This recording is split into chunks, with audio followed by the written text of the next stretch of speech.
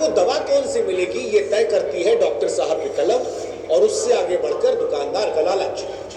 और इसीलिए आज 140 करोड़ भारतीयों की तरफ से आज की कचहरी का पहला मुकदमा उस रैकेट के खिलाफ जिसने आपकी बीमारी को मुनाफे का धंधा बना लिया है। वो रैकेट जो हमारी और आपकी तकलीफ से अपने बिजनेस व्यापार को चलाता है। इस खेल में डॉक्टर से लेकर दवा कंपनी, मेडिकल स्टोर वाले सब हमारी और आपकी बीमारी से पैसा कमा रहे हैं, और हम और आप सिर्फ भरोसा कर लेते हैं सोचकर कि ये तो भगवान का रूप है, अच्छे लोग। लेकिन आज बात उनकी जो आपको ठग रहे हैं, और ये मसला इसलिए क्योंकि इसका असर आम परिवारों पर पड़ रहा है। देखिए, हम जानते हैं कि अमीरों को दवाइयाँ कितनी महंगी हो उनसे कोई फर्क नहीं पड़ता, लेकिन हमारे आपके जैसे middle class, lower middle class और गरीब परिवार के जो लोग हैं, उनके ऊपर ये लूट सीधे जेब और दिल पर चोट करती है। उनकी हालत खराब हो जाती है जब वो बीमार होते हैं। दवा लेने के लिए कई बार घर का सामान गिरवी रखना पड़ता है, आए दिन की जरूरतों काटना पड़ता है, और ये सब तब हो रहा है जब भारत पूरी दुनिया का सबसे बड़ा जेनरिक दवाई बनाने वाला देश है। आप जानते हैं कि अमेरिका में भी लोग हमारी सस्ती जेनरिक दवाइयां खाते हैं, लेकिन वही दवाई जो हिंदुस्तान में बनी अमेरिका पहुंच गई, उसे भारत के मरीजों तक नहीं पहुंचाया जाता, क्योंकि डॉक्टर साहब लिखते ही नहीं है, दुकानदार जो है बेचता ही नहीं है, और सिस्टम आंखें मूंदे बैठे। दवाई आज भारत में जरूरत के हिसाब से नहीं, साहब मुनाफे के हिसाब से दी जाती है। वो जो डॉक्टर साहब पर्चा आपको थमाते हैं वो आपके लिए होता ही नहीं, वो उस दुकानदार के लिए है जिसे पता है कि किस दवा पर कितना कमीशन है और कहां कहां किसकी जेब में जाएगा, और वो जेब आपकी काटी जाती है और आपको पता चलता नहीं। कई बार तो आपसे 100 गुना ज्यादा एक दवाई पर मुनाफा लिया। हम और आप सोचते हैं कि हम इलाज करवा रहे हैं, लेकिन हकीकत ये है कि आज बीमार होकर हम उस बाजार का हिस्सा बन चुके हैं जहां दर्द बिकता है, बीमारी से धंधा चलता है, और आज इसे हम एक्सपोज भी करेंगे, और आज हम आपको कचहरी में जागरूक भी करेंगे। दरअसल दो तरह की दवाइयां, एक ब्रांडेड, एक जेनरिक। आज दोनों दवाओं का फर्क हम आम आदमी को समझा देते हैं। आपने अक्सर सुना होगा, अगर किसी आदमी की हैंडराइटिंग बड़ी खराब हो तो लोग चढ़ाते हैं कि अरे भाई साहब, इस तरह की हैंडराइटिंग तो सिर्फ डॉक्टर साहब पढ़ सकते हैं। लेकिन आपको जानकर हैरानी होगी कि ये मजाक नहीं है, इसके पीछे गहरी सच्चाई है। असल में डॉक्टर साहब जो पर्चा लिखते हैं वो मरीज के लिए होता ही नहीं, वो पर्चा दुकानदार के लिए होता है। उसकी लिखावट किसी रहस्यमय कोड जैसी होती है। आम आदमी तो सर पकड़ कि लिखे क्या, इतनी गंदी हैंडराइटिंग कैसे, पर मेडिकल स्टोर वाला एक झलक में पढ़ लेता है कौन सी दवा चाहिए। इसका मतलब ये है कि पर्चा मरीज के नाम पर तो लिखा होता है, लेकिन असल में वो लिखा होता है दुकानदार की भाषा।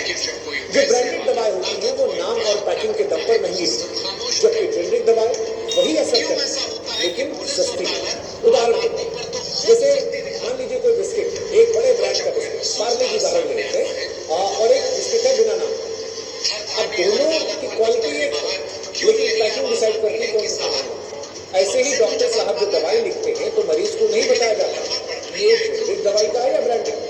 उनकी लिखावट ऐसी होती है समझना आम इंसान के लिए मुश्किल है, और दुकानदार जो है वो वही दवा देता है जिसमें उसे फायदा होता है। एक आम मरीज ही जाता है कि भाई साहब सेहत ठीक हो जाए, परिवार में लोग सकुशल रहे, डॉक्टर साहब भगवान है, जो के लिए वही ले लेते हैं, लेकिन उससे असल में जानकारी और हक छुपा गया।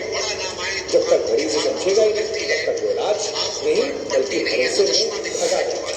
अब आपके मन में सवाल होगा कि जेनरिक दवाई कितनी सस्ती होती है, जो हमने कहा कि आप और पैकेट का फर्क, असर वही, सॉल्ट वही, लेकिन जेब पर बोझ 10 गुना ज्यादा। और दुख की बात यह है कि आपको कभी भी ये बात बताई ही नहीं जाती। डॉक्टर साहब जैसा हमने कहा पर्चे पर ऐसी भाषा लिखते हैं जिसे आप पढ़ नहीं सकते, दुकानदार से आप पूछते ही नहीं कि ब्रांडेड लेना है या जेनरिक। और इस खेल की असली कीमत क्या है आपको वो भी समझाते हैं। 2018 में पीआईबी ने बताया था कि सिर्फ एक साल 5.5 करोड़ लोग इलाज और दवाइयों के खर्च की वजह से गरीबी रेखा के नीचे चले गए। इनमें से 3 करोड़ 80 लाख लोग ऐसे थे जिनकी जमा पूंजी सिर्फ दवाओं में चली गई, यानी बीमारी से पहले वो लोग गरीब नहीं थे, लेकिन इलाज ने उन्हें गरीब बनाया। अब अगर आप सोचिए कि उन्हें सस्ती दवाई, जेनरिक दवाइयां मिल जाती हैं तो शायद उनके बच्चे स्कूल से नहीं मिलते, उनकी थाली अधूरी नहीं होती, उनकी जिंदगी सिर्फ एक दवा की कीमत में बर्बाद नहीं होती। और ये आंकड़े नहीं है, उन करोड़ों चेहरों की कहानी है जिनका दुख किसी भी मेडिकल रिपोर्ट में नहीं लिखा, जो हर दिन ब्रांडेड दवाइयों की कीमत चुका रहे हैं अपने सपनों से, अपने हक से, और कई बार जिंदगी से। 70-80 के दशक में अक्सर फिल्में बनती थी और दिखाई पड़ता था कि एक माँ है जो बीमार है, घर में दवा खरीदने के पैसे नहीं है और बेटा जो है वो मजबूरी में अपराध की दुनिया में चला। हम सब ने भी ऐसे बड़े डायलॉग सुने फिल्मों में कि मैंने माँ के इलाज के लिए रास्ता चुना। देखिए, उस वक्त ये डायलॉग फिल्मी लगता था, लेकिन असलियत जो है इससे ज्यादा कड़वी है। भारत में ऐसा इसलिए हुआ क्योंकि जेनरिक दवाइयों को बेचना कोई चाहता ही नहीं। जेनरिक दवाइयां सस्ती थी, असरदार थी, लेकिन बिना ब्रांड के मुनाफा कम। इसीलिए डॉक्टर साहब न लिखना चाहते थे, ना दुकानदार उन्हें रखते। इन सब ने मिलकर ब्रांडेड दवाओं का ऐसा बाजार खड़ा कर दिया जिससे आम आदमी की सेहत को ही आज दर्द का कारोबार बना।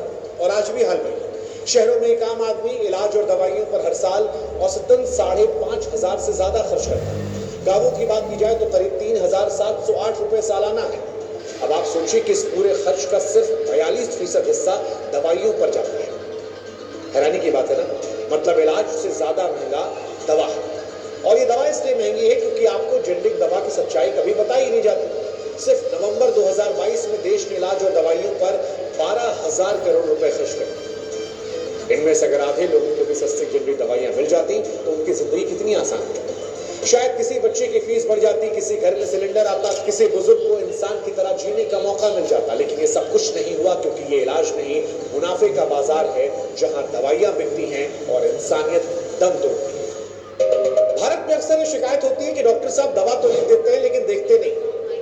आपने भी कई बार नोटिस किया, ब्रिटिश मेडिकल जर्नल की एक रिपोर्ट भी आई थी जो कहती है कि भारत में डॉक्टर जो है औसतन 2 मिनट अपने मरीज को देता है। सरकारी अस्पताल या मोहल्ला क्लिनिक होते हैं, वहां तो ये वक्त और घट जाता है, 1 मिनट से भी कम हो जाता है। अब आप जरा सोचिए कि 1 मिनट 2 मिनट में कैसे मरीज को कोई पूरा इलाज बता दे।